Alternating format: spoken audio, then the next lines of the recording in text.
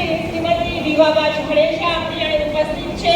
તો આપણે આપણી પ્રણાલીના મુજબ આપણે ફૂલડા વેરી અને આપણે એમનું સ્વાગત કરીશું. આપણે આપણા રીવાબા ઝડેજા, આપણા શિક્ષણ મંત્રી, આપણા મુખ્ય અતિથિનું સ્વાગત આપણે ફૂલડા વેરી અને કરીએ છીએ અને બંને હાથ જોડીને એમનું ઉષ્માભર્યું સ્વાગત કરીએ છીએ. બેન, તમારું શ્રી ગંગી તીર્થધામ જ્ઞાનપીઠમાં તમારું ભાવભર્યું સ્વાગત. જય ગુરુદેવ. અત્યારે અમારું સરસ મજાનું દીકરીઓનું ટેલેન્ટ અને દીકરીઓએ શોર્ટ વિડીયોમાં તૈયાર કરેલા નૃત્ય નાટિકાઓ અહીંયા અમે પ્રસ્તુત કરી રહ્યા છીએ. સૌપ્રથમ આપણે આપણા ભારત માતાને યાદ કરી અને આપણે મંદિર ફોટો સામે રાખીશું.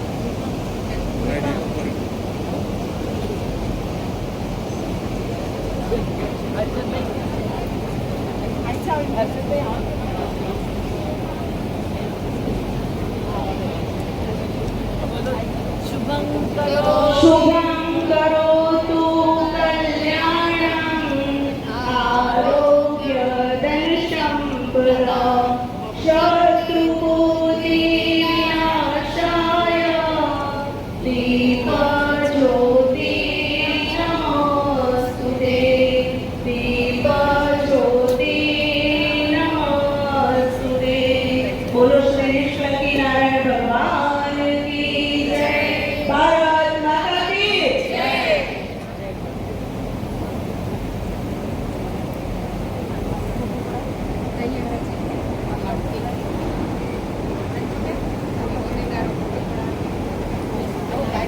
આપણી સમક્ષ આજે યુવતી પ્રેરણા શિબિરના સમાપન સત્રમાં માનનીય મંત્રી શિક્ષણ શ્રીમતી રીવાબા સ્વાગત કરીએ છીએ અને એમને આપણા આમંત્રણને માન આપીને અહીંયા ઉપસ્થિત રહ્યા તેની માટે આપણે હૃદયપૂર્વક એમનો ધન્યવાદ કરીએ છીએ.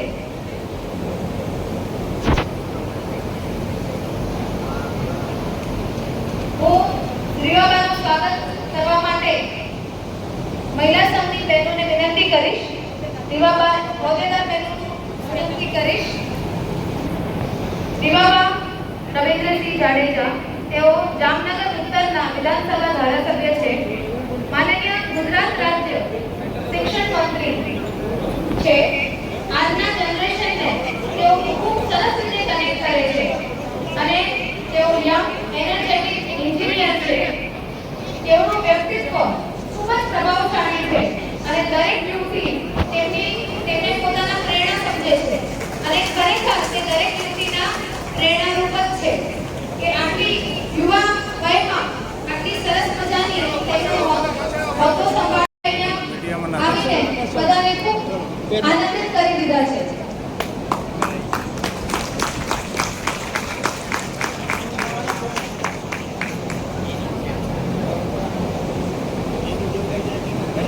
ખૂબ ખૂબ ધન્યવાદ બહેનો. હવે કલ્કી તીર્થમ ટ્રસ્ટીઓ જિલ્લા શિક્ષણ અધિકારી કચેરી અમદાવાદ રાજ્ય ગ્રામ્યના એજ્યુકેશન ઇન્સ્પેક્ટર બિંદુબેન પણ ઉપસ્થિત છે.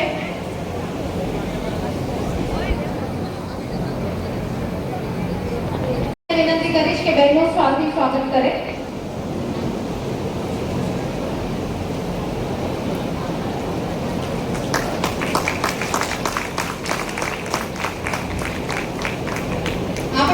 સાથે મંચ પર ઉપસ્થિત છે માનનીય શક્તિ સંગઠન, જે સ્ત્રી ચેતનાનું માતૃ સંસ્થા છે, તેના ઉપપ્રમુખની જવાબદારી વહન કરે છે અને અમારા બધાના એ માતા તુલ્ય છે.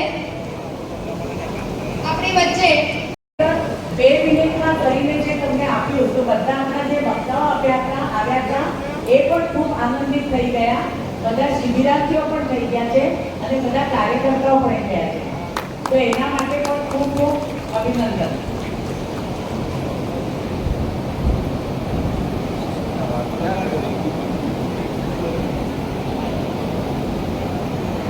के बारे में वो सीखे और सीखने के बाद वो कोर्स सीख के आत्मनिर्भर भी बने.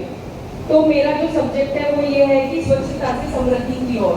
तो इसको हम सरकार की तरफ से एक कोर्स बनाना चाहेंगे जिससे कि हम गवर्नमेंट के थ्रू हर घर में ये प्रोग्राम दे सके महिलाओं के लिए, बच्चों के लिए कि आपका कचरा कचरा नहीं है, ये एक रिसोर्स है और इसको यूज करके हम अपनी आइडेंटिटी और अर्निंग दोनों ले सकते हैं। तो इसमें मैं आपका सहयोग चाहती हूँ। थैंक यू सो मच, बहुत अच्छा इनिशिएटिव आपके माध्यम से किया जा रहा है and we are definitely looking forward towards that because nowadays we are running some of the vocational training courses जिसमें technical, non technical, management, wellness, वो सारे कोर्सेज अभी हमने एनरोल किए। साथ ही साथ न्यू एजुकेशन पॉलिसी के अंतर्गत जो सिविक सेंस की बात होती है, प्राकृतिक खेती की बात होती है, मैं वंस अगेन जो आपने जिस विषय के ऊपर प्रकाश दिया तो उसमें भी definitely will pass your message and ये कंसेप्ट के ऊपर हम आगे कैसे वर्कआउट कर सकते हैं, definitely looking forward. Thank you so much.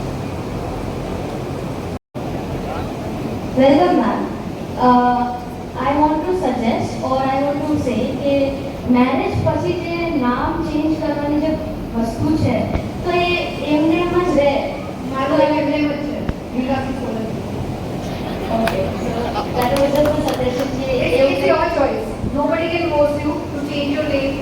no at government level also like some મેં મારું એક્ઝામ્પલ આપ્યું છે. મારું પાસપોર્ટ એમ છે, મારી આઈડી એમ છે, એમાં તો ઘણા બધા લોકોએ વિરોધ કર્યો જ્યારે હું ઇલેક્શન પાર્ટિસિપેશન કરતી હતી કે તેમને હજી ટાઈમ નથી મળ્યો નામ ચેન્જ કરવાનો. બટ શેક્સપિયરની વાત છે કે what there in name but it's individual call, individual choice. But somehow તમારી કોઈ બેનિફિટ, સમહાઉ તમારી કોઈ સરકારી સ્કીમનો ઉપયોગ કોઈને રીતે કરવો હોય તો જે સ્ટેટસ જ્યારે રિક્વાયર્ડ છે, જે મેરિટલ સ્ટેટસ અને એનું જે કાયદાકીય સ્વરૂપ છે એના માટે સરકારી યોજનાઓ માટે થઈ અને તમારું નામ મીન્સ કે જોવું જરૂરી છે. તો એક બાઉન્ડેડ પ્રોસેસ છે બીકોઝ ઘણા બધા એની સાથે સુસંલગ્ન ડોક્યુમેન્ટ હોય એ વેરિફિકેશન માટે જરૂરી રહેતું હોય છે, અદરવાઇઝ એનો મિસયુઝ બી થતો હોય તો એના માટે ત્યાં સુધી જરૂરી છે. Thank you ma'am. ત્યાં સુધી ગુજરાત બોર્ડમાં જનરલી વર્ડ્સ તમે લખ્યા હોય એના પર માર્ક્સ મળે છે, ના કે તમે કન્સેપ્ટ સમજીને લખ્યા હો. બેઝિકલી થિયરિકલ નોલેજ કે તમે વર્ડ ટુ વર્ડ લખ્યો તો તમને માર્ક્સ મળે, અદરવાઇઝ તમે કન્સેપ્ટ સમજીને તમારા વર્ડ લખ્યા હોય તો જનરલી ઘણી બધી સબ્જેક્ટમાં માર્ક્સ નથી મળતા. તો મારા ખ્યાલથી પ્રેક્ટિકલ નોલેજ પર અને કન્સેપ્ટ ક્લિયરિંગ પર જો વધારે ફોકસ કરવામાં આવે તો એ બેટર.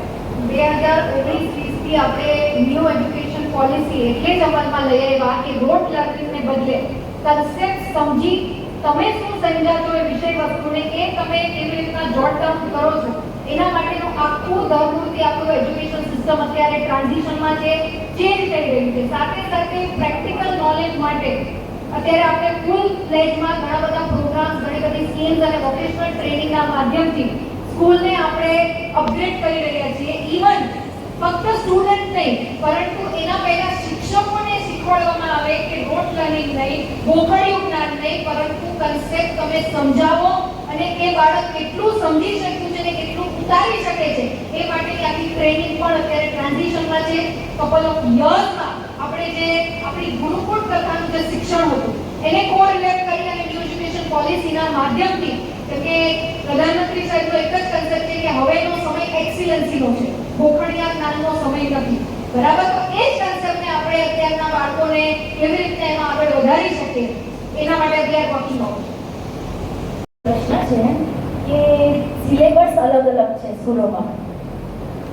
ક્યાંક આઈસીએસસી બોર્ડ છે, સીબીએસઈ છે, સ્ટેટ બોર્ડ છે. તો બહુ જ બધા પેરેન્ટ્સ એમાં એમને પ્રોબ્લેમ થાય છે કે કઈ સ્કૂલમાં ભણાવવું. તો જો સિલેબસ એક સરખો રહે આખા ઇન્ડિયામાં તો બહુ સારું રહે. અને બીજું એક વસ્તુ છે કે ફીસ બહુ હોય છે, અત્યારે બહુ જ ફીસ વધતી જાય છે પ્રાઇવેટ સ્કૂલોમાં. તો એના માટે કંઈક ફોકસ કરજો અને એના કાર્ય સારું કરો તો સારું. ફર્સ્ટ થિંગ આપણે જે પૂછ્યું સિલેબસ, આપણી પાસે સ્ટેટ બોર્ડ, સેન્ટ્રલ બોર્ડ અને આઈબી બોર્ડ, બરાબર, આ ત્રણ બોર્ડ અત્યારે અમલમાં છે. ફર્સ્ટ થિંગ હું ગુજરાતી મીડિયમમાંથી ભણેલી છું, ગુજરાત બોર્ડમાંથી જ મારું સ્કૂલિંગ પાસ થયું છે. ત્યારે મને બી જ્યારે સિવિલ સર્વિસીસની પ્રિપરેશન કરવા હું દિલ્હી ગઈ ત્યારે મને રિયલાઇઝ થયું કે એનસીઈઆરટી એટલે કે સેન્ટ્રલ બોર્ડનું જે કરિક્યુલમ છે એ સ્ટેટ બોર્ડથી કમ્પ્લીટલી ડિફરન્ટ છે. ત્યારથી આ વિષય સતત સરકારના ધ્યાને આવ્યું. ન્યૂ એજ્યુકેશન પોલિસી લાવવાનું એક રીઝન એ પણ હતું કે કરિક્યુલમ અને જે સિલેબસ છે એને આપણે યુનાઇટ કેવી રીતના કરી શકીએ. સેન્ટ્રલ અને સ્ટેટને education department generally independent body છે, state to state it differs, it varies, પરંતુ એનઈપી અંતર્ગત એક જોગવાઈ એવી પણ છે કે સેન્ટ્રલનો જે કરિક્યુલમ છે સ્ટેટ એને કમ્પ્લીટલી ફોલો કરે with essence of their own સ્ટેટનું જે એસેન્સ છે એની સાથે રહી અને સેન્ટ્રલ અને સ્ટેટ બે કોર્ડિયલી સિલેબસમાં વર્કઆઉટ કરે. જે પ્રોસેસ ચાલુ છે અત્યારે આપણે ત્રીજા ધોરણનો છઠ્ઠા ધોરણનો સિલેબસ બદલાવવા માટે આગળ વધી ગયા છે. કપલ ઓફ યર્સની અંદર આપણે કમ્પ્લીટલી એક જ સિલેબસ ડિફરન્ટ સ્ટેટ પણ એક જ એનો હાર સેન્ટ્રલ હોય સ્ટેટ બોર્ડ હોય પણ એ પેરેલલ વર્કઆઉટ કરશે.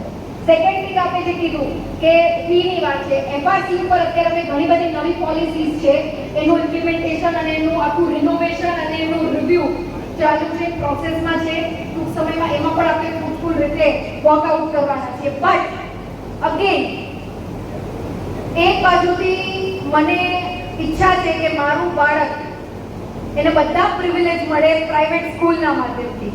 એને સારું ઇંગ્લિશ શીખવાડવો છે, એને સારું ઓલિમ્પિક લેવલનું એને સ્પોર્ટ્સે શીખવાડવું છે, એને સ્વિમરે બનાવવો છે, એને શૂટિંગમાં મોકલવું છે, એને ડિબેટ કરી શકે એ રીતના એને ટ્રેનિંગ મળે એ રીતનું એનું કમ્ફર્ટ ડેવલપ કરવું છે. તો school to school it varies. બરાબર, હું બધાને રિક્વેસ્ટ કરું છું કે પ્રાઇવેટાઇઝેશનને જો આપણે લિમિટ કરવું હોય તો ગવર્નમેન્ટ સિસ્ટમ ઉપર ભરોસો મૂકવો પડશે અને એને બેટર બનાવવા માટે ગુજરાત સરકાર એજ્યુકેશન ડિપાર્ટમેન્ટ અમે ખૂબ મહેનત કરીએ છીએ. બેન, આપને જાણીને નવાઈ લાગશે, બરોડા, અમદાવાદ, સુરત અને રાજકોટની 400 ઉપરની એવી શાળાઓનું લિસ્ટ હું તમને અત્યારે જ આપી શકું કે એમાં 6 મહિનાનું વેઇટિંગ લિસ્ટ છે બાળકોને એનરોલ કરવા માટે. તો આ પ્રકારની વ્યવસ્થા જ્યારે સરકારના માધ્યમથી અમે કરતા હોઈએ તો અમને વાલી તરફથી, સમાજ તરફથી પણ એક સપોર્ટ જોઈએ, એક વિશ્વાસ જોઈએ, ત્યારે અમને વધારે પ્રોત્સાહન મળશે કે અમે હજુ વધુ સારું કરી શકીએ.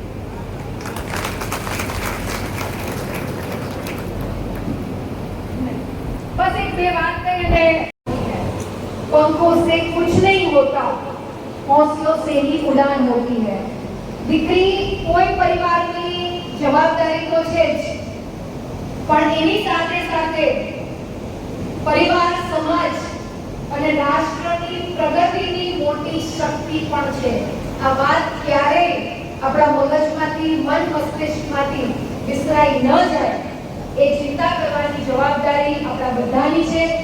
અહીં જેટલી પણ દીકરીઓએ પાર્ટિસિપેટ કર્યું, જેટલા સ્કોલર્સ, જેટલા થિંકર્સ બહેનોએ પાર્ટિસિપેટ કર્યું, એમને હું હૃદયપૂર્વકના વંદન કરું છું, નમન કરું છું. તમે સોસાયટીની એ ગુડા છો જે ચેન બની આવનારા સમયમાં માતૃશક્તિને ખૂબ અલગ ઊંચાઈ ઉપર લઈ જવા માટેની સામર્થ્ય પ્રદાન કરી રહ્યા છો. એના માટે આપ સૌને હૃદયપૂર્વકના વંદન, અભિનંદન. અને મને આજની આ ચિંતન શિબિરની છેલ્લા દિવસની સમાપનની જે રૂપરેખા છે એમાં આપણા બધાની વચ્ચે ઉપસ્થિત રહેવાની જે તક મળી એના માટે શૈલજાબેન, દીપાબેન, એન્ટાયર ટીમનો ખૂબ હૃદયપૂર્વકનો આભાર માનું છું. પુનઃ આપ સૌના ઉજ્જવળ ભવિષ્યની કામનામાં ભારતી માં સરસ્વતીજીના ચરણોમાં વંદન સાથે હૃદયપૂર્વકનો આભાર. વંદે માતરમ. જય જય ગરવી ગુજરાત. ભારત માતા કી જય.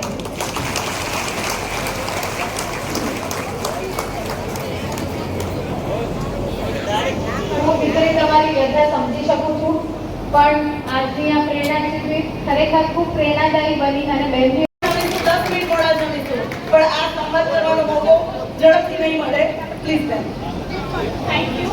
હું સાયકોલોજીસ્ટ છું. સો મારો ક્વેશ્ચન એ હતો કે મેં બધા સ્કૂલમાં અત્યારે ઇન્ટરવ્યૂઝ આપ્યા છે ફોર સ્કૂલ કાઉન્સિલર. તો સ્ટુડન્ટ્સ માટે સાયકોલોજીસ્ટ અવેલેબલ છે પણ ટીચર્સ માટે નથી. તમને સ્ટ્રેસ, બર્નઆઉટ એ બધું બહુ જ થતું હોય છે. તો એમના માટે કંઈ સાયકોલોજીસ્ટ કે પછી થેરાપિસ્ટ અવેલેબલ નથી હોતા. સો દેટ્સ અ સજેશન. એકચ્યુઅલી ખૂબ સારો વિષય છે આપને, અને મારે જેટલા મારા નજીકના જે શિક્ષણ ક્ષેત્રે સાથે તમે કંઈ ને કંઈ ડેડિકેટ કરી અને સોસાયટીને આપેલું છે. તો ટીચર્સ ટ્રેનિંગ મોડ્યુલમાં પણ અમે ચાઇલ્ડ સાયકોલોજી, એક પેરેન્ટિંગ બિહેવિયર, એવા બધા વિષયોને આવનારા સમયમાં સંકલિત કરવાનું વિચારીએ છીએ. Because there are so many aspects તમે સિવિક સેન્સ લઈ લો, તમે સાયકોલોજીના વિષય લઈ લો, તમે બાળ માનસનો અને ટીનેજનો એક અલગ અલગ, હવે આપણે આ કીધું, આમાંથી કોઈ બીજો પ્રશ્ન પૂછશે કે દીકરીઓ જે છે એનું જે આખું હોર્મોનલ લેવલ જે છે એ યર બાય યર ચેન્જ થતું હોય, તો એના માટેની શું વ્યવસ્થા છે? એટલે હું કમ્પાઇલ એક જ વિષયમાં કરું કે આ પ્રકારના જે વિષયો છે કે માતા પિતા પછીની બીજી રિસ્પોન્સિબિલિટી જ્યારે ટીચર્સની આવતી હોય તો we are definitely looking forward કે ટીચર્સને એ પ્રકારની સંવેદનશીલતા સાથે અમને ટ્રેનિંગ આપી શકીએ, તો we are working on it. કેમ કે વખતો વખત ટીચર્સ ટ્રેનિંગના મોડ્યુલ્સ ચેન્જ થતા હોય, તો સમયની માંગ અનુસાર જે વિષયો સ્પષ્ટતા હોય, સામાજિક જીવનની જે જરૂરિયાત છે એ પ્રકારેનું આખું મોડ્યુલ છે એમાં આપણે ડેફિનેટલી અમે કરવાનું વિચારીએ છીએ. Thank you so much. એક સવાલ હું એ રીતે પૂછીશ કે આપ જે અહીં બિલકુલ આપણી બાજુમાં છું જમણા હાથ તરફ, આપ જે ચુસ્ત સમાજમાંથી છો અને જ્યાં શિક્ષણ હવે બધા લેતા થયા છે, પણ રાજકારણીમાં આપને આવવું એ ક્યાંથી આપણને એવી પ્રેરણા થઈ કે આ ચુસ્ત સમાજમાંથી પણ એક આમાં હું એક કદમ ભરું, તો એ ત્યાં તમને કહેશો તો અમને બહુ પ્રેરણા મળશે. અમારો સમાજ તો બહુ થોડો વધારે ફોરવર્ડ છે, બધી રીતે અમને બહુ સરસ સપોર્ટ કરી રહ્યો છે, પીઠ પર આપી રહ્યો છે, પણ છતાં આપ આખા ચુસ્ત સમાજમાંથી આવા સરસ પ્લેટફોર્મ પર આપ પહોંચ્યા છો, તો થોડો પ્રકાશ પાડો તો ખૂબ આનંદ થયો. થેન્ક યુ સો મચ આ સવાલ માટે, બટ ટેક યોર પાર્ડન. મને ગૌરવ છે, હું ક્ષત્રિય સમાજ અને રાજપૂત સમાજમાંથી આવું છું અને આ સમાજ ક્યારેય ચુસ્ત નથી.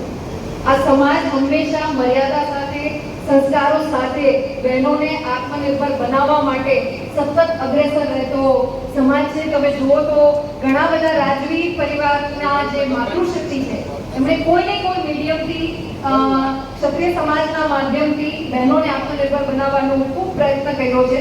ત્યારે ક્ષત્રિય સમાજ અને રાજપૂત સમાજ ક્યારેય ચુસ્ત સમાજ નથી, રૂઢિચુસ્ત સમાજ નથી. હંમેશા બહેનોને મૂલ્યો આધારિત, સંસ્કાર આધારિત શિક્ષણ આપી, શિક્ષિત કરી અને આત્મનિર્ભર બનાવવા માટે પ્રેરિત કરતો સમાજ રહ્યો છે. અને હું આભાર માનું છું મારા સમાજના વડીલોનો, મોભીઓનો, એવી સન્નારીઓનો કે જેમને જોઈને હું ક્યાંક મોટી થઈ છું. એમનું લાઈફસ્ટાઈલ એક ઘર પરિવારમાં રહી અને છતાં પરિવારને સાચવવો, કુટુંબની જવાબદારીઓને અંકિત કરવી અને આત્મનિર્ભર બનવું, એવું તમને અગણિત ક્ષત્રિય સમાજની સન્નારીઓના દાખલા મળશે.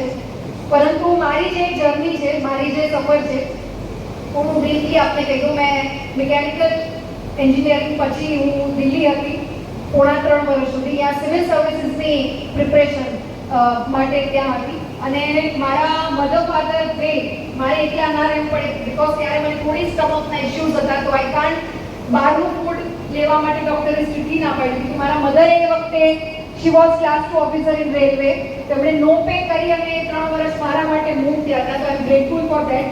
અને 3 વર્ષની આ જર્નીમાં માસ્ટર્સ ઇન્ડસ્ટ્રીયલ એન્જિનિયરિંગ અને સાથે સાથે ઇન્ડિયન એરફોર્સ ડિફેન્સમાં મારું ઓલમોસ્ટ સિલેક્શન હતું, but fortunately I got married અને આખો ટ્રેક ડાયવર્ટ થઈ ગયો. દેન મોદી સાહેબને મળવાનું થયું. મીનવાઇલ હું ટેરિટોરિયલ આર્મીની પ્રિપરેશન કરતી હતી આફ્ટર મેરેજ અને મારું એનજીઓ રન કરતી હતી કે જે બહેનોના ઉત્થાન માટે સતત કાર્યરત છે. તો સાહેબે મને પૂછ્યું કે બેન શું કરો છો અત્યારે, તમારી જર્ની કેવી રીતે? તમે કીધું સાહેબ આ મારું બેકગ્રાઉન્ડ છે, અમારો બાયોડેટા છે.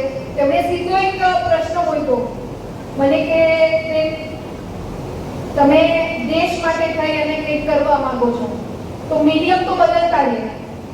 જરૂરી નથી કે તમે ઇન્ડિયન એરફોર્સમાં હો કે ઇન્ડિયન આર્મીમાં છો કે બ્યુરોક્રેસીમાં છો તો જ તમે દેશની સેવા કરી શકો. પોલિટિક્સ પણ એક એવું મંચ છે કે જ્યાં બહેનોની ઘણી જરૂર છે અને એક બહેન જો આગળ આવે તો અનેક બહેનોના પ્રશ્નોને વાચા આપવા માટે ત્યાં મજબૂતીથી અવાજ ઉઠાવી શકે, તો તમારે એ બાબત વિશે વિચારવું જોઈએ. એટલે એમણે વિષય અને એક વિચાર મારા મગજમાં અંકિત કર્યો અને rest is the history. But અહીંયા સુધી આવવા માટે મારું ફેમિલી, મારા મમ્મી પપ્પા, મારા કાકા, મારા ભાઈ બધા લઈ હું ફિંગર ટીપ ઉપર ગણાવું અને નાનગર મારા હસબન્ડ કે એમનો સપોર્ટ. એટલે જ મારે કહેવું છે ને, પહેલા જ કીધું એમ કે આપણે એવી સોસાયટીમાં રહી છીએ જ્યાં સ્ત્રી અને પુરુષ એકબીજાના પૂરક બની અને એકબીજાને પુશ કરતા રહે. લગ્ન જીવનનો સાચો અર્થ જ એ છે કે તમે બેઉ એક ઉન્નત થઈ અને સારા સમાજનું નિર્માણ કરી શકો, સારી પેઢીનું નિર્માણ કરી શકો. જ્યાં એક પુરુષને જરૂર છે ત્યાં તમે બેકબોન બની અને એની સાથે ચાલો. અને જ્યાં એક સ્ત્રીને આગળ વધવાની જરૂર છે તો ત્યાં ચાહે પિતાના રૂપમાં, પતિના રૂપમાં, ભાઈના રૂપમાં, કલીગના રૂપમાં, બોસના રૂપમાં ઘણા બધા એવા સજ્જન વડીલો છે કે જે સતત બહેનોને આગળ વધવા માટે પુશ કરે છે. આ સંસ્થામાં હમણાં જ મને અહીંયા ભાઈઓ દ્વારા સન્માનિત કરવામાં આવી. જે સ્નેહ, જે ઉત્સાહ, બીકોઝ આ આખો કાર્યક્રમ મહિલા સંચાલિત, મહિલા દ્વારા થતો હશે પણ બેકબોન જે છે એ ક્યાંક ભાઈઓનું રહેતું જ હોય છે. તો આપણે એ પ્રકારની વ્યવસ્થામાંથી આવીએ છીએ તો ઓબ્વિયસલી આ મંચ અને કોઈ પણ સ્ત્રી જ્યારે કોઈ મંચ અંકિત કરે છે ત્યારે એ થેન્કફુલ રહેવાની જ આ સોસાયટીની, એમના સમાજની અને પરિવારની.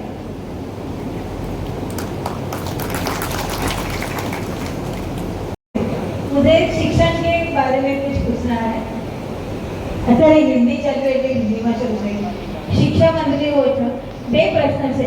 એક તો છે અત્યારે બાળકોને નોટોનું, એમના પુસ્તકોનું બહુ જ ભારણ છે. જ્ઞાન લેવા કરતા બહુ જ બધી પુસ્તકો લઈ જવા, ગૃહપાઠ અને વર્ગપાઠ અને એટલી બધી 10-10 કિલોનું હોય. જ્યારે એ લોકો વિચાર કરજો કે બધા સ્કૂલોમાં કહેજો, બહુ જ ઈચ્છા છે. બિચારા આમ થઈ જાય છે એટલે પ્લીઝ એમાં કંઈક પ્રયત્ન કરો. અને કંઈ નહીં તો એક મહિનાની જ નોટ મંગાવવા કરજો. હું પણ ટીચર હતી એટલે મને ખબર છે કે આવડી મોટી થોકડો નહીં બોલાવતા, અઠવાડિયે નથી કરવાના. બીજી વસ્તુ મારે એ કહેવી હતી કે ઘણી બધી એવી વસ્તીઓ છે અને આદિવાસી ક્ષેત્ર છે જેમાં વિદ્યાર્થીઓ, જેમાં બાળકોને શિક્ષાનો ગંધ પણ નથી મળતો. તે વખતે એવી કંઈક સગવડ કરો, મોબાઈલ ટીચિંગ. ટીચર તેમના પાસે પહોંચે, બાળકો શાળા સુધી નહીં પહોંચી શકતા તો શિક્ષકોને પહોંચાડવાની સરકારી કંઈક યોજના હોય તો બહુ સરસ રહેશે. અને જે ઓલરેડી કંઈક સંસ્થાઓ મદદ કરતા હોય એમને પણ પ્રોત્સાહન મળવું જોઈએ. ખૂબ સરસ આપના બેઉ સૂચનો છે. એમાં ફર્સ્ટથી આપણે જે બુક્સની વાત કરી તો ઓબ્વિયસલી ગુજરાત સરકાર અને શિક્ષણ વિભાગ બાળકોના ભણતરમાં માને છે અને ટાઈમ ટેબલ પ્રમાણે ઘણી વખત આપણે એ સિસ્ટમને અનુરૂપ નથી થઈ શકતા. બટ અમે બી એવી પોલિસી ફોર્મ કરવાનું વિચારીએ છીએ કે જ્યાં ઘણી બધી સ્કૂલોમાં જે બી કરું કે બધી બુક્સ એ લોકો ઘરે સ્કૂલમાં જ રાખી લે અને જે તે એમનું ડેલી વર્ક હોય એ જ એમને કરવાનું હોય. એટલે આ બાબત વિશે બી અમે ચોક્કસ વિચારીએ છીએ, ગંભીરતાથી ઇન્ફેક્ટ વિચારીએ છીએ. સેકન્ડ આપણો જે પ્રશ્ન હતો કે ટ્રાઇબલ એરિયા, આદિવાસીના પટ્ટા છે, પ્લસ હું તો ત્યાં સુધી કહીશ કે રિમોટ એરિયા, બોર્ડર લાઇનના જેટલા પણ જિલ્લાઓ છે ત્યાં કોઈ પણ બાળક એના પ્રાથમિક શિક્ષણ વગર વંચિત ના રહી જાય એના માટે ગુજરાત સરકાર અને ગુજરાતનું એજ્યુકેશન ડિપાર્ટમેન્ટ ખૂબ મક્કમતાથી અને ગંભીરતાથી કામ કરી રહ્યું છે. સેકન્ડ થિંગ, કદાચ આપના ધ્યાનમાં હશે કે નહીં હોય, આપણે જે આદિવાસી પટ્ટાની વાત કરી ત્યાં આપણે ટ્રાઇબલના રૂપમાં ટ્રાઇબલ ડિપાર્ટમેન્ટ અને એજ્યુકેશન ડિપાર્ટમેન્ટ કોર્ડિનેટલી કામ કરી રહ્યું છે. આશ્રમ શાળાઓના માધ્યમથી, મોડલ ડે સ્કૂલના માધ્યમથી, રેસિડેન્શિયલ સ્કૂલ્સના માધ્યમથી કે જ્યારે માતા પિતા કોઈને કોઈ રીતે આર્થિક ઉપાર્જન માટે માઇગ્રેટ થાય છે તો એમના સંતાનોને માઇગ્રેટ ના થવું પડે તો એમના જ ડિસ્ટ્રિક્ટમાં, એમના જ ગામમાં એમને રેસિડેન્શિયલ શાળાની વ્યવસ્થા, એટલે ઘરના કોઈ ગામના કોઈ વડીલ હોય એમના જ ઘરમાં એક આખી રેસિડેન્શિયલ વ્યવસ્થા ઊભી કરવામાં આવે અને બાળક ત્યાં જ રહી અને એનો અભ્યાસ પૂરો કરે એ પ્રકારની વ્યવસ્થા પણ અત્યારે આપણે ગુજરાત સરકાર અને એજ્યુકેશન ડિપાર્ટમેન્ટથી કાર્યરત છે. આ ઉપરાંત કસ્તુરબા ગાંધી જે આપણી હોસ્ટેલ છે, છાત્રાલય છે, 6 થી 12 સુધી દીકરીઓને એક જ જગ્યાએ રહી અને એની બાજુમાં જ એની મોડલ સ્કૂલ હોય એટલે 12 ધોરણ સુધીનો અભ્યાસ દીકરીઓ પૂર્ણ કરી શકે એ પ્રકારની વ્યવસ્થા અમલીકરણમાં છે. ટ્રાન્સપોર્ટેશનની ફેસિલિટી આપણે આપીએ છીએ બાળકોને કે કોઈ પણ બાળકને શાળા દૂર પડતી હોય તો ટ્રાન્સપોર્ટેશનના વાઉચર અને એને ટ્રાન્સપોર્ટેશનની ફી ચૂકવવામાં આવે. છતાં પણ આનાથી ઉપર હું તમને ઘણી બધી એવી શાળા, જ્ઞાન શક્તિ, રચા શક્તિ, મોડલ ડે સ્કૂલ, મોડલ આશ્રમ શાળા, આરએમએસએ શાળા, આ બધી શાળાઓનો કન્સેપ્ટ આપણે એટલે જ લઈ રહ્યા કે બાળકોનું ભણતર ક્યારેય પણ કોઈ પણ પરિસ્થિતિના હિસાબે છૂટવું ના જોઈએ. છતાં જ્યાં બી સિસ્ટમ લેક્સ કરે છે ત્યાં આ મંચના માધ્યમથી આપણે ખાતરી આપું છું કે અમે પૂરતા પ્રયત્ન કરવામાં આવી છે. અને ઇવન સુરેન્દ્રનગર અને કચ્છમાં અગરિયા શાળા એટલે કે વેનમાં બાળકોને જે અગરિયા હોય, જે એના માતા પિતા અગરગામમાં એમાં રોકાયેલા હોય ત્યાંના બાળકોનું સિઝનલ એજ્યુકેશન ચૂકાઈ ન જાય એટલે અગરિયાની એક આખી બહેનની શાળાનો કન્સેપ્ટ પણ આપણે અમલમાં લઈ આવ્યા છીએ. પરંતુ ડ્રોપ આઉટ રેશિયો ઓછો થાય, બાળકોને બેઝિક લિટરસી બેઝિક એજ્યુકેશન મળી રહે એના માટે સતત સરકાર ચિંતાતુર છે અને મારે બીજું કોઈ કામ નથી એટલે આ જ કામમાં મારે લાગવાનું છે એનું કાપી આપું છું. અગર કોઈને રાજનીતિમાં આવવું હોય કે જાણે મારે દેશ માટે કંઈક કરવું છે તો એના માટે તમે કંઈક કહેશો કે કેવી રીતે એ આવી શકે દેશમાં કંઈ કરી શકે? ખાલી એક જ વાત છે, forget about રાજનીતિ, start with your સેવાની, બરાબર? સમાજ સેવામાં આવવું સૌથી પહેલા જરૂરી છે અને જે બી વિષય આપને સ્પર્શે છે in terms of education હોય, in terms of health હોય, in terms of child welfare હોય, in terms of આત્મનિર્ભર બનાવવા માટે તમારી પાસે એવું કૌશલ્ય છે કે જે તમે બીજા બહેનોને આપી શકો છો. પહેલા તો આપવાની ભાવના કેળવવી પડશે rather than to લેવાની ભાવના, બરાબર? ત્યારે તમારા માટે આ સમાજ જીવનમાં એક જગ્યા બનાવવી અને જરૂરી નથી કે જ્યારે તમે ફાઇનાન્શિયલ સ્ટેબલ હો અથવા તો તમે કોઈને કોઈ રીતે તમારું સંગઠન છે ત્યારે જ કરી શકો. ઇટ બિગિન્સ આપ શું કરો છો? મને થોડું આપનું બેકગ્રાઉન્ડ કહી શકો? I'm completing my graduation and things like I just started my graduation. અચ્છા, તમારું ગ્રેજ્યુએશન છે તમારું. તો સિમ્પલ હું આપને કહું કે આપના જેવું માઇન્ડસેટ ધરાવતા જે આપની વર્તુળના સ્ટુડન્ટ છે એને પહેલા ગેધર કરવાનું ટ્રાય કરો, બરાબર? જસ્ટ કાઇન્ડ ઓફ એક 10-12 દીકરા દીકરીઓ છે.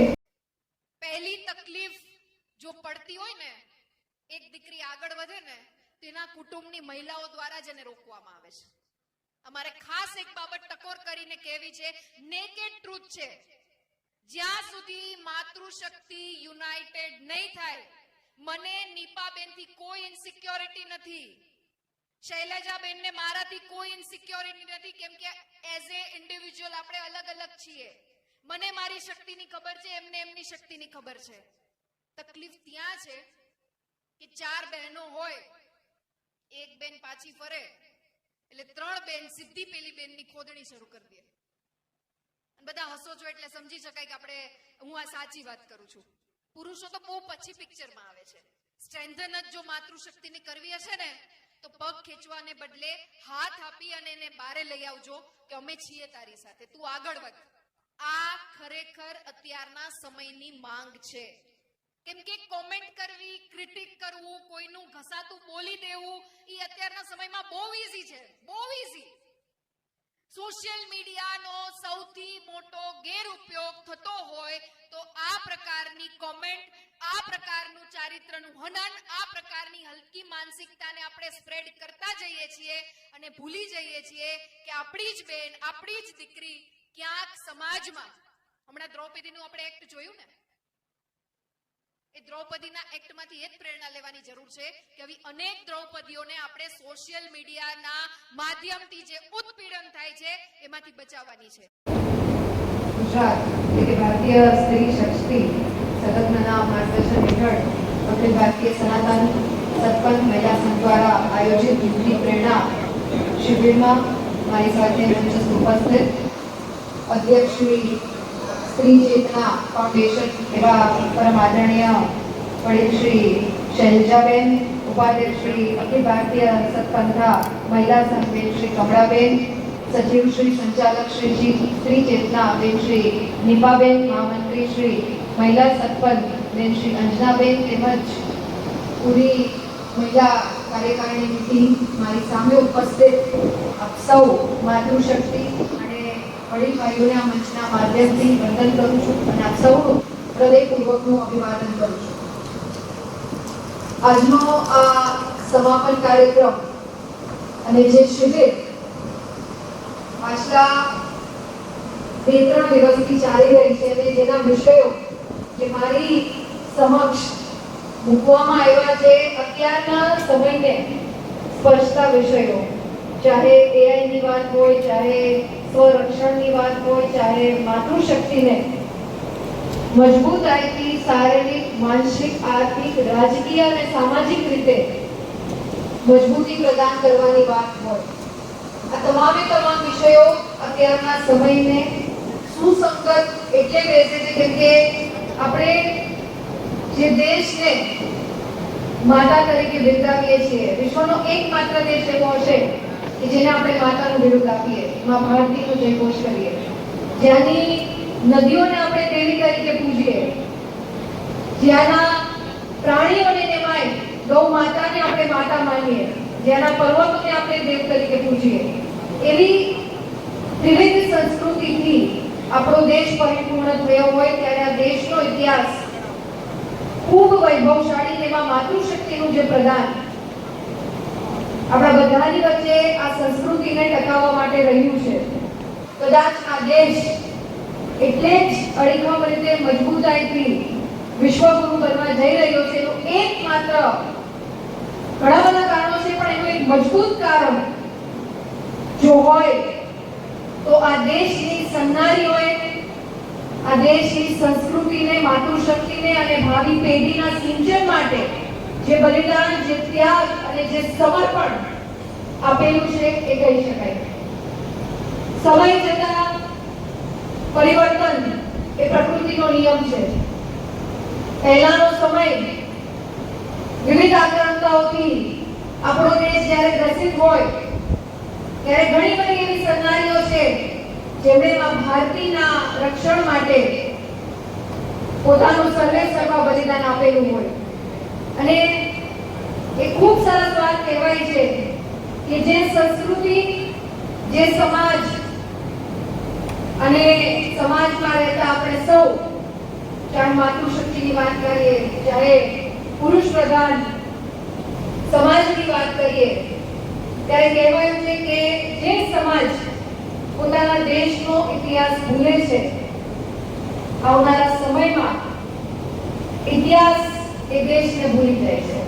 એટલે જ્યારે આપણે પશ્ચિમી સંસ્કૃતિની વાત કરીએ, ત્યાંના વિચારોને અભિવ્યક્ત કરવાનો પ્રયત્ન કરીએ, વિમેન એમ્પાવરમેન્ટની વાત કરીએ, ફેમિનિઝમની વાત કરીએ, પરંતુ કદી એ ભૂલીએ નહીં કે આ દેશે એવી સન્નારીઓને જન્મ આપ્યો છે જેને સંસ્કૃતિનું સંવર્ધન કરી મૂલ્યો આધારિત શિક્ષણની વાત હોય, સમાજ જીવનને બહેતર બનાવવાની વાત હોય, એનું સર્વે સર્વા ક્યાંક બલિદાન આપ્યું છે. હમણાં જ એક બહુ સરસ આર્મી ના એક બહુ સારા ઓફિસર છે, એમને મહિલા દિવસની સ્પીચ સાંભળી હું સાંભળતી હતી અને આનંદ એ વાતનો છે કે જ્યારે એક પુરુષ માતૃશક્તિને કેવી રીતના વર્ણવે, આપણે ઘણી વખત ભૂલી જઈએ.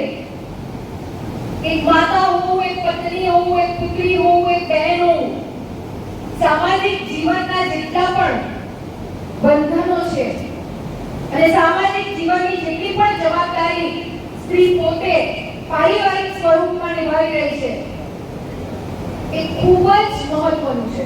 હું તો આટલા માતૃશક્તિ ઉપસ્થિત છે, હું લાઈફમાં કહું છું કે તમે આવનારા સમયમાં ફાઇનાન્શિયલ સ્ટેબિલિટી, સામાજિક ઉત્તરદાયિત્વ અને કોઈ મુકામ હાસિલ કરી લો, છતાં પણ સૌથી જે જવાબદારી વાળી બાબત છે એ છે એક સ્ત્રી તરીકેનું આપણું ઉત્તરદાયિત્વ કેવી રીતના આપણે કૌટુંબિક પરંપરામાં નિભાવી શકીએ છીએ. અમે બહુ સરસ વાત કરી કે આપણે બહુ અંડર એસ્ટિમેટ કરીએ છીએ એક માં હોવું. આપણે એવા વ્યક્તિ વિશેષના ઉદાહરણ આપીએ કે મહારાણા પ્રતાપ, છત્રપતિ શિવાજી મહારાજ, સરદાર વલ્લભભાઈ પટેલ, મહાત્મા ગાંધી, અનેક સ્વામી વિવેકાનંદ, પણ આ બધા મહાપુરુષો મહાન એટલે બની શક્યા કે એમની માતા જીજાબાઈ, જયવંતાબાઈ અને અનેક એવી સન્નારીઓ થઈ ગઈ. ત્યારે આ દેશને વિકસિત ભારત બનાવવાની પરિકલ્પનાને જો આગળ વધારી હશે, સશક્ત, સમૃદ્ધ, સંસ્કાર અને ભારત જે હતું, જે છે અને જે બનવા જઈ રહ્યું છે એ વિચારધારાથી પ્રતિપાદિત થયેલી ભાવિ પેઢીનું નિર્માણ કરવું ખૂબ જ જરૂરી છે. ઇન્ડિવિજ્યુઅલ તમે ગમે તે મુકામ હાંસિલ કરી લો, પરંતુ તમારા ઉપર, માતૃશક્તિ ઉપર આવનારા સમયના ભાવિ પેઢીનું સર્જન કરવાની, સંસ્કાર આધારિત જીવન ઘડતર કરવાની સૌથી મોટી રિસ્પોન્સિબિલિટી છે. એટલે ક્યારેય અંડર એસ્ટિમેટ નહીં કરતા. મને આ વિચાર એટલો સ્પર્શી ગયો કે એટલે જ ઘણી વખત આપણે અંડરરેટ કરી દઈએ છીએ આપણી માતાને, ઘણી વખત અંડરરેટ કરી દઈએ છીએ આપણી દીકરીને, પણ એમનું મજબૂત હોવું, એમનું સશક્ત હોવું, એમનું સ્વસ્થ હોવું, એમનું આત્મનિર્ભર હોવું અત્યારના સમયની પૂરેપૂરી માંગ છે.